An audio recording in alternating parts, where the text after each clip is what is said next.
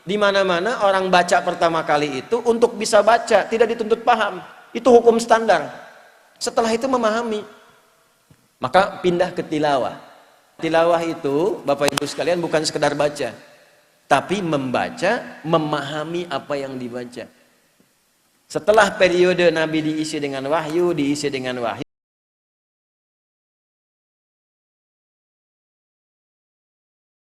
kita coba di brainstorming dulu, coba digali dulu cara berpikir kita supaya benar menempatkan Al-Quran itu sebagai mukjizat, bukan sekedar kita bacaan.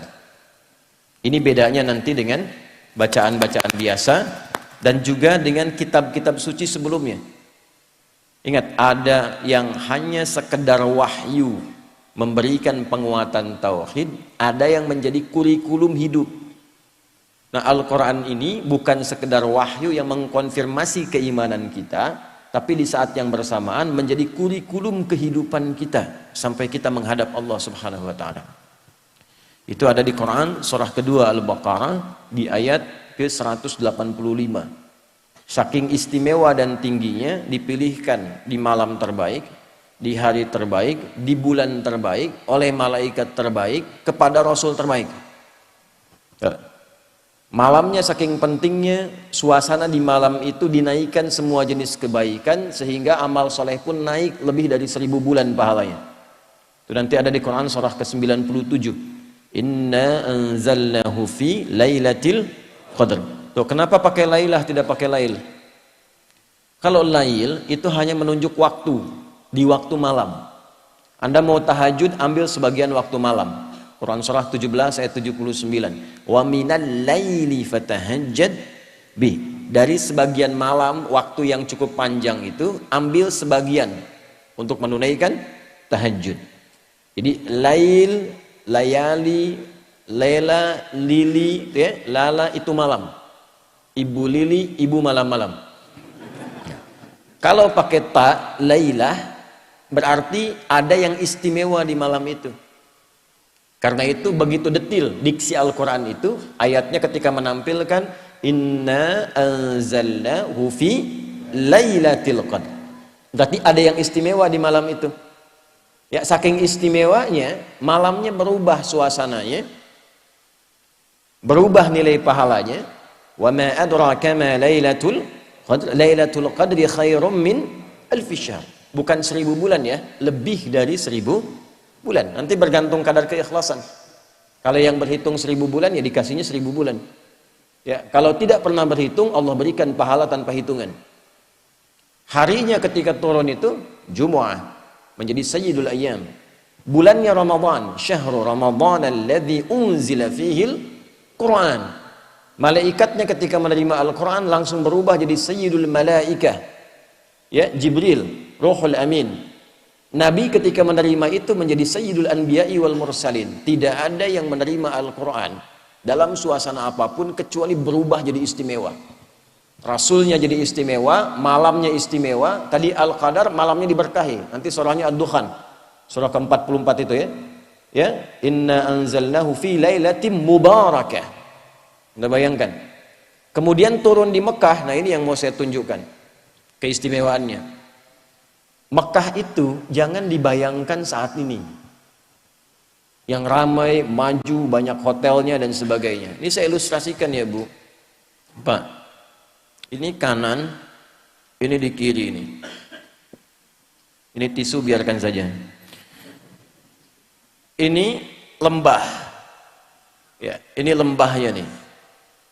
Lembah ini kalau kita membaca dari segi sejarah, peta-peta masa lalu, itu tidak akan pernah keluar dari keterangan Al-Quran. Biwadin ghairi dhi zara'in inda baitikal muharram. Tanahnya tandus, batuannya pekat, tumbuhan jarang tumbuh. Terisolasi keadaannya. Di situ ada yang mulia. Kalaulah tidak ada kemuliaan Al-Bait, Baitullah, kalau nggak ada Ka'bah ini selesai. Diliputi oleh padang pasir, Sahara yang luas. Ini diapit oleh dua kekuatan besar. Di sini ada Romawi dengan imperiumnya, ya.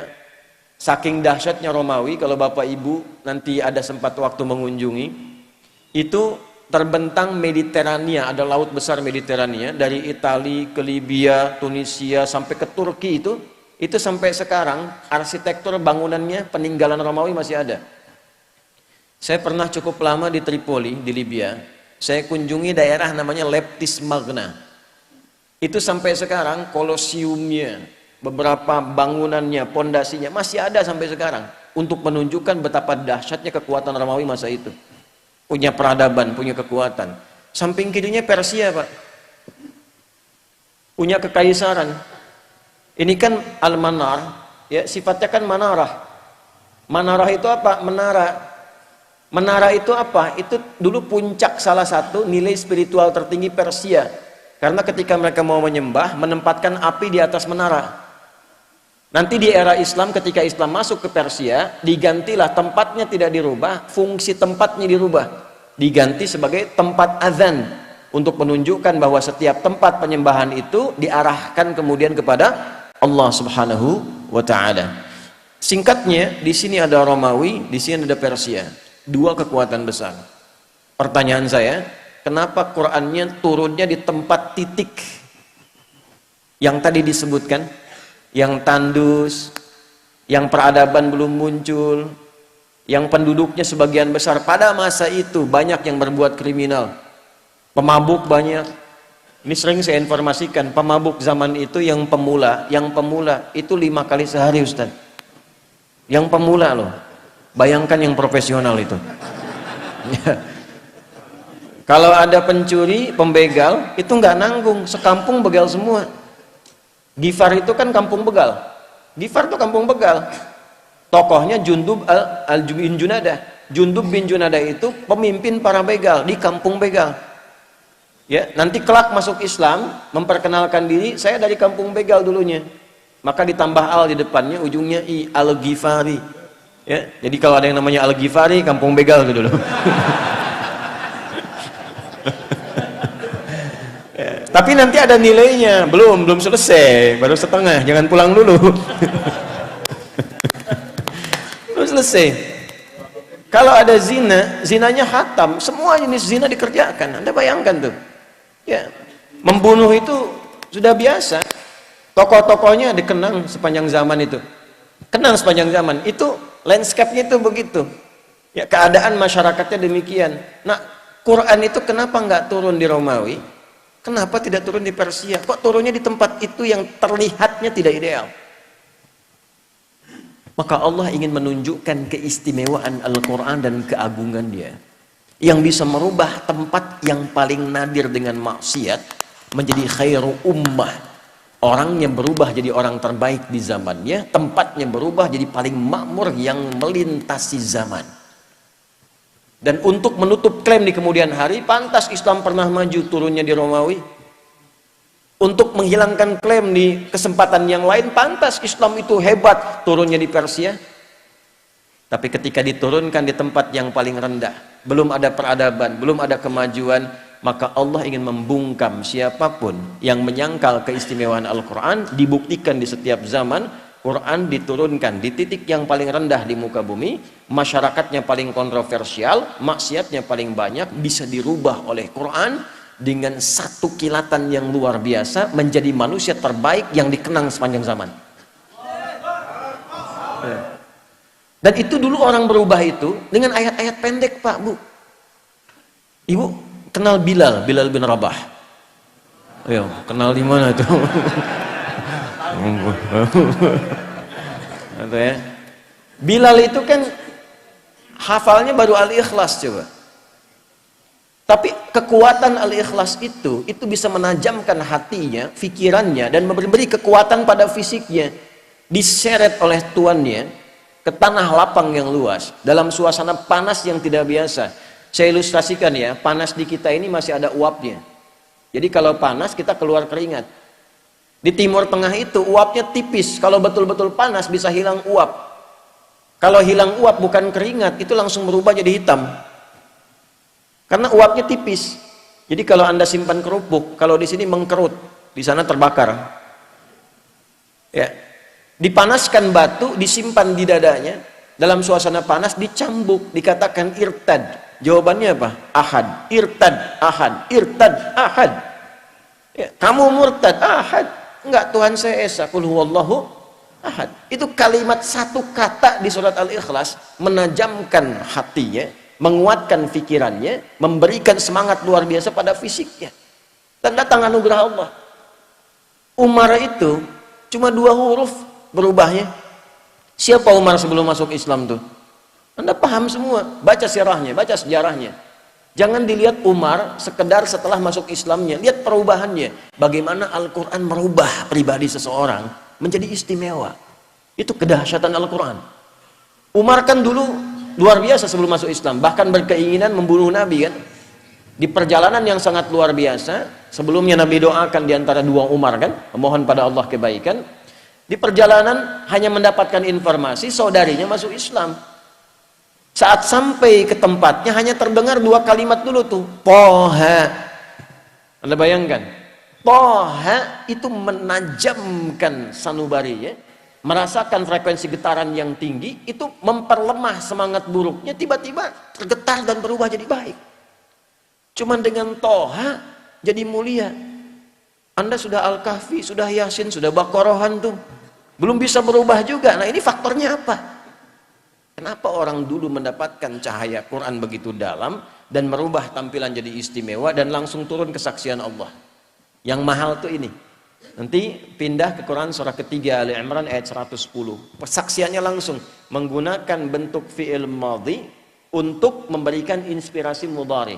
Kuntum khaira ummatin ukhrijat linnasi ta'muruna bil ma'ruf wa tanhauna 'anil munkar wa tu'minuna billah. Ini mahal kalimatnya. Ya, kalian itu benar-benar umat terbaik yang pernah terlahir dan berkehidupan di muka bumi. Jadi teladan. Nah, bagaimana mereka menjadi umat terbaik itu? Ketika mengambil spirit dari Al-Quran dan menerapkan kurikulum yang ada di Al-Quran pada kehidupannya. Jadi Al-Quran itu saking istimewanya bukan sekedar bacaan Pak Ibu. Membaca itu adalah membuka pintu untuk mengetahui isinya. Nah Al-Quran itu nanti ada 3 level. Level bacaan, level pemahaman, level pengamalan. Saat membaca itu untuk tahu isinya, untuk dipahami. Makanya kalimat pertamanya ikra. Ikra itu belum menuntut paham dari qiraah. Ya, ketika ada qiraati, ada ikra dan turunannya, kan kita tidak diminta memahami. Di mana-mana orang baca pertama kali itu untuk bisa baca, tidak dituntut paham. Itu hukum standar. Setelah itu memahami. Maka pindah ke tilawah. Tilawah itu, Bapak Ibu sekalian, bukan sekedar baca, tapi membaca, memahami apa yang dibaca. Setelah periode Nabi diisi dengan wahyu, setelah itu dialihkan tahapnya dari qiraah ke tilawah. Ketika ada praktek ibadah dan muamalah, langsung berubah jadi tilawah. Bukan qiraah lagi. Ya, contoh sholat ini. Sholat itu ketika ayatnya turun berupa perintah penunaian, itu iringan kalimatnya bukan qiraah lagi, tapi tilawah. Buka Quran surah ke-29 Al-Ankabut ayat ke-45. Saya yakin umumnya jamaah hafal tengah-tengahnya, tapi awalnya jarang dibaca. Ini yang tengahnya nih. Innas sholata tanha. Apa awal ayatnya? Oh, kan? Awal ayatnya utlu ma uhiya ilaika minal kitab wa aqimis shalah. Innas salata tanha 'anil fahsya'i wal munkar. Utlu kata perintah dari kata tilawah. Tala yatlu tilawatan utlu. Wahyu pertama, iqra bismi rabbikal ladzi khalaq. Setelah terkumpul wahyu ada perintah ibadah, utslu. Apa bedanya qiraah dengan tilawah? Kenapa turun qiraah di awal iqra bukan utslu? Karena qiraah itu hanya perintah untuk menghadirkan apa yang diingat atau membaca yang di hadapan tanpa menuntut memahami apa yang dibaca itu. Kenapa wahyu pertama itu iqra bukan utslu? Karena Nabi Muhammad itu jangankan paham, baca aja nggak bisa. Gitu. Salah kalau tilawah di awal utslu, itu menunjukkan ada bacaan.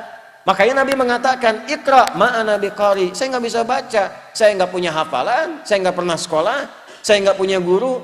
Kenapa dibuat Nabi itu oleh Allah ditetapkan ummi? Untuk menunjukkan Qur'annya orisinil bersumber dari Allah. Litakidi ummiyati Muhammad sallallahu alaihi wasallam, untuk menguatkan Nabi itu seorang ummi, untuk menunjukkan pada semesta bahwa Al-Qur'an itu orisinil firman Allah, tidak ada campur tangan Nabi Muhammad di dalamnya. Pernah nggak ngaji ayat Quran yang membimbing bisnis itu apa? Hadis-hadisnya apa? Keluarkan Kitabul Buyu'. Bimbingan dari Al-Quran dan hadis mengantarkan pada bisnis yang sukses dan membahagiakan. Tidak pernah ada sahabat, tidak pernah ada tabi'in, dan orang-orang sukses yang kita kenang sebagai orang kaya luar biasa yang mengamalkan petunjuk itu dalam pekerjaannya, kecuali dagang dan bisnisnya tidak pernah kembali modal. Selalu kembali untung. Tidak pernah kembali modal, selalu untung. Ya, saya mengatakan ini karena saya meriset, Pak. Saya riset, Abdurrahman bin Auf itu pernah saya riset. Dari mulai modal pakaian, mempraktekkan petunjuk bisnis dalam Al-Quran, dipraktekkan petunjuk nabinya, jadi orang paling kaya di masanya, yang kalau kita hitung valuasi hartanya, nilai hartanya di era sekarang, itu saat meninggal mewariskan 14.000 triliun. Utsman bin Affan radhiyallahu ta'ala anhu, asetnya masih ada sampai sekarang. Anda kalau umrah lewat itu, ya, jalur itu pasti melewati satu hotel warnanya krem, itu tulisannya jelas wakaf Utsman bin Affan radhiyallahu taala anhu, wakaf.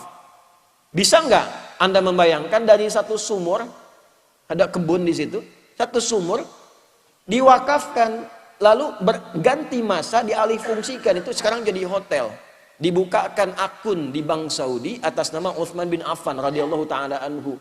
Setiap ada penghasilan dimasukkan ke situ, disodakohkan untuk kepentingan umat Islam. Orangnya sudah wafat 15 abad yang lalu. Nggak ada orangnya, akunnya ada. Kita orangnya ada, akunnya nggak ada. Ada cek. Nah itu yang merubah itu apa? Al-Quran. Sehingga sahabat itu, mereka punya passion, punya bakat, dialirkan dan jadi pilihan. Kan 4 ya, Anda tinggal lihat di 4 ini. 1 kedudukan, ilmu yang kedua, 3 harta, yang keempat tenaga. Anda mau pilih yang mana? Tentukan salah satu. Tentukan salah satu dari 4 ini. Ya, di kedudukan silakan. Ya, dari yang paling tinggi misalnya dari presiden, jadi gubernur, jadi wali kota sampai ke bawahnya terus gitu. Nanti lihat belajar pedomannya bagaimana jadi pemimpin yang baik, turunkan. Maka di situ kita punya tokohnya, ada Abu Bakar, ada Umar dan turunan-turunannya, sejahtera. Setiap di copy paste di generasi setelahnya makmur. Karena memang tidak dibatasi di waktu tertentu. Silahkan Anda cek. Di era Umar bin Abdul Aziz kan bukan eranya sahabat. Hebat juga, luar biasa juga. Sampai masa keemasan dibawa. Terbalik ketika Qur'annya ditinggalkan, malas ngajinya, hadisnya jauh, selesai. Jatuh. Silahkan cek dalam sejarah. Masa-masa keemasan orang-orang Islam pada masa itu ketika dekat dengan Al-Quran. Ulamanya masih didengar, dijaga, diamalkan, ilmuwan makin banyak, sampai ke Andalusia, sampai di Iberia, sampai Mensibwa, sampai disebutkannya peradaban Islam di Spanyol, peradaban Islam di Portugal, peradaban Islam di A, B, C, dan sebagainya. Kapan? Ketika dekat dengan Al-Quran. Ketika Qurannya mulai jauh, mulai sibuk dengan dunia, jatuh. Nah ini yang mau saya tekankan di bagian yang pertama. Ilmu silahkan, kita punya tokohnya. Ada Ali bin Abi Thalib, ada sahabat Abu Hurairah radhiyallahu taala anhum jami'an. Ya. Kemudian di babnya apa lagi? Harta, ada Utsman bin Affan, Abdurrahman bin Auf, ada Talhah dan sebagainya. Bab tenaga siapa? Ada Bilal bin Rabah. Apa Bilal pernah dikenal sebagai crazy rich di zaman Nabi? Tidak. Bagawan pengetahuan? Tidak. Punya kedudukan? Tidak. Apa pekerjaannya? Adzan. Tapi pernah nggak Anda mendengar begini? Bilal cemburu pada hartanya Utsman. Pernah? Tidak. Bilal cemburu pada ilmunya Ali. Pernah? Tidak. Kenapa? Karena mereka sudah memutuskan pilihan. Saya memilih yang ini sebagai bekal pulang kepada Allah. Jadi nggak ada cemburu pada yang lain karena punya jalan hidup. Saya memilih adzan. Kenapa? Karena saat adzan Allahu Akbar, Allahu Akbar. Begitu selesai Nabi komen, aku mendengar suara tapak kaki Bilal itu di taman surga. Dan dari teriakannya itu dipanjangkan lehernya, kata kiasan. Maksudnya diberikan keutamaan dari suara adzannya. Bilal begitu dengar, adzan aja saya udah ke surga. Ngapain saya capek kayak Utsman tuh kan? Makanya beliau pilih itu. Jadi kebanggaan. Anda bayangkan, setelah Nabi meninggal, itu dikejar-kejar, dicari Pak Bilal ada di mana. Sembunyi mempertahankan passionnya. Sembunyi, ditawari ketua Mahkamah Agung. Tuh. Anda bayangkan, itu kan penawarannya tinggi, itu hakim agung tertinggi, ditawarin, ngumpet di pedalaman. Akhirnya karena nggak bisa, bagaimana dirayunya? Azan aja deh. Baru mau datang. Jadi tapi begitu sampai asyhadu anna Muhammad Rasulullah, pingsan. Karena membayangkan kenangan bersama Nabi, membayangkan keutamaan. Akhirnya balik lagi. Jadi kebanggaan. Rizki kan sudah teratur. Asal Anda bergerak, Allah kirimkan. Profesi itu kan cuma perbedaan dalam mencarinya saja. Yang dosen, yang arsitek, yang dokter, itu cuma perbedaan dalam mencarinya. Kuota rizkinya teratur. Walladzi qaddara fahada. Telah ditetapkan, diberi petunjuk, tinggal ikhtiar, rizki dapat. Jadi biasa-biasa saja. Orang dulu tuh biasa-biasa saja, menganggap Abdurrahman bin Auf biasa-biasa saja. Kata Nabi, ya, ini kalimat yang sangat viral ini. Kalimat sangat viral. Beliau itu tidak khawatir dengan orang Islam yang kaya, karena kaya itu biasa saja. Yang khawatir itu yang tak mampu memanage kekayaannya. Jadi biasa-biasa saja, tidak usah berlebihan. Sama saja dengan yang ngambil tenaga, dengan yang ngambil ilmu, dengan yang ngambil kedudukan. Yang membedakan cara memanage, cara mengolahnya. Kalau kita punya fikihnya jadi kebanggaan. Oh, Bapak cuma adzan? Iya, saya punya sanad ke Bilal bin Rabah. Bacakan hadisnya. Dan itu kan jadi kebanggaan tersendiri. Fikihnya ada, jalannya ada. Nah, ini yang ingin saya tekankan dari nilai-nilai Al-Quran.